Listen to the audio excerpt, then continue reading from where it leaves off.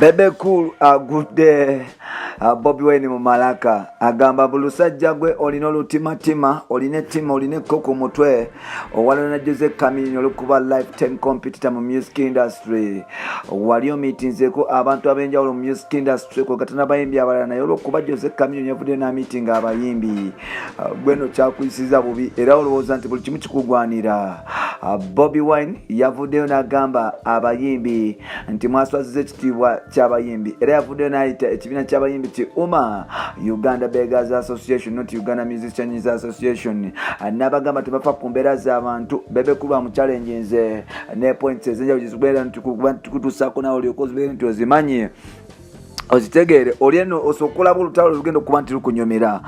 Ngenda kola analysis mu kweno point mtonotono olyoke okimanye nti obolyawo system etambula nga bwetira. Analysis eno ngenda kusaba omuntu yenna nsaba eno opinion yange sagala obeera watotandika okunyiga ogambe Kimso yagambe bwati Kimso yagambe bwati Kimso yagambe bwati. This is my opinion, as you reserve also your opinion. Now osobola okujimpa mu comment section nga tonvumye tompe modde tukoze ekintu kirala kyonna twewe ekitiibwa atukwaniriza ku mukutu gwaffe omuganzi okumanyikiddwa nga Uganda Mukamoli amanya n'eddoboozi Pampitantambi Kimso Namawano Kiboya Maxud Junior. Yes, tugenze mu lockdown abayimbi bamaze emyaka 2 tebakola.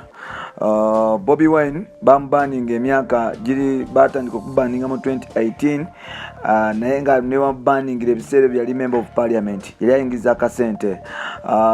Avudde mu kalulu yadde nga yagwa ku bwa president naye yasobola okuba nti afuna ba members abasuuka 6 mu parliament era nga ye biggest ekibiina kya NUP ye opposition party ekyasinze okubeera ne ba members mu parliament era kikulaga nti basasulwa government ya Uganda. Awo nno kikulaga nti ye alina source of income okuva mu Uganda n'ebweru w'eggwanga ne mu funds yagula hamadika n'ebintu ebirala. Omuyimbi wa Uganda amaze emyaka 2 takola abona rent amutawanya. Jukira abayimbi abasinga bapangisa. Talina amafuta ga motoka, enjala ebaluma, balina obuvunanyizibwa obulala era nga shows bazigala. Bakulu kye bagenda maaso n'okuba nti bakola not even okwogera ku nsonga ziruma abayimbi. Bobby ne Bachali bagenda maaso okuba nti basirika. Now recently Jose Chameleone yakumye batano be abayimbi abenjawulo besigenda kwatula amanya ne bagenda mu meeting ya Jerusalem Sale ku mbeera ey'abayimbi abenjawulo ng'agamba nti abayimbi bali bubi, abayimbi baze emyaka 2 tebakola to finding a solution. Lwaki abayimbi bano tebakola era n'ensonga lwaki obolyawo abayimbi bali sobodde okuba nti beekunganya ne badda ku stage ne basoloza akasente because wetwogerera kati akasente kafuuka kabola mu bayimbi. Bobi Wine yavuddeyo olwalabye post olwalabye ekifaananyi kya Jose Chameleone ne Sale Musale yagambye nti abayimbi batandika kuswaza buswaza music industry nti basabiriza okufa nnyo era ng'agamba nti obolyawo ye humiliation ekyasinze okulaba abayimbi nga bamitinga dictator.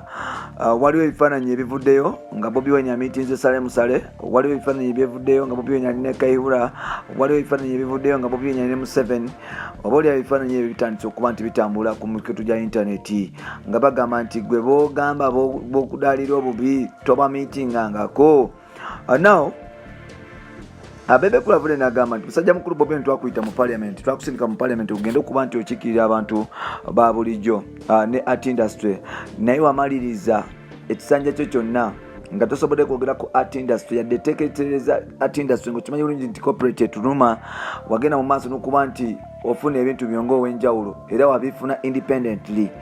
Agambye nti Jose Chameleone ne ttiimu y'okumitinga Sale Musale si kyekikulu kubanga nawe okimanyi bulungi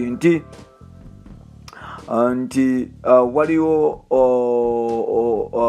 movement etambula bagiyita Operation Wealth Creation ekuli ba General Sale Musale egezaako okuba nti eyingiza abantu ba bulijjo nabo basobola okuba nti babeera n'akasente mu nsawo. Operation Wealth Creation eno abayimbi nabo bagyetaaga obaolyawo engeri gyebamaze nabo ebbanga nga tebakola okusobola okuba nti bafindinga avenues okukolamu ssente. Ng'agamba nti Bobi Wine bavaayo okwogera ati aba tebaliridde kubanga ye alina wategula akasente. Bebe Cool avudde n'agamba nti gobba watunda eddembe lya Uganda mu bazungu ng'ate yes agamba nti yatunda eddembe lya Uganda mu bazungu ng'ayagala kufuna buyambi era ssente zalina mpitirivu nnyo naye kimwewuunyisa nti alina olutimatima n'omutima omubi nti tayagaliza ate bantu balala abakozesa abani entuufu okufuna ku ssente n'abanyigira. Agamba nti abayimbi nabo bagwanidde okufuna ssente kuba nabo bantu ate nga investments nnyingi zibalina okuba nti bakola. So Bobi Wine okuva n'agamba nti abayimbi kibi nnyo meeting of dictator kiba kyanjawulo ba brother dictator. Bangi amanyi bino ebya politics bizibu naye Bobi Wine walikendezako speed gyotuvuga yanjawulo. Maybe ng'obadde oyagala you come back mu media because abantu babadde wano bafa corona. Bobi Wine tolina kyobawadde, tosobodde kuba nti bagabira kawunga yadde emmere nga bantu bo akalulu lwagga n'obeerabira. That is selfishness.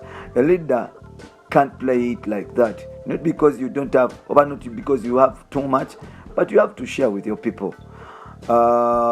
Ovuddeyo oyombye naye nga solution toziwadde bantu ba bulijjo. So kati tutwale kiriwa defiance tutukyamwagala, twagala positivity mu Uganda era mukulu yenna amundabireko mugambe mutumidde obubaka Mampita Ntambijimiso. Bye bye.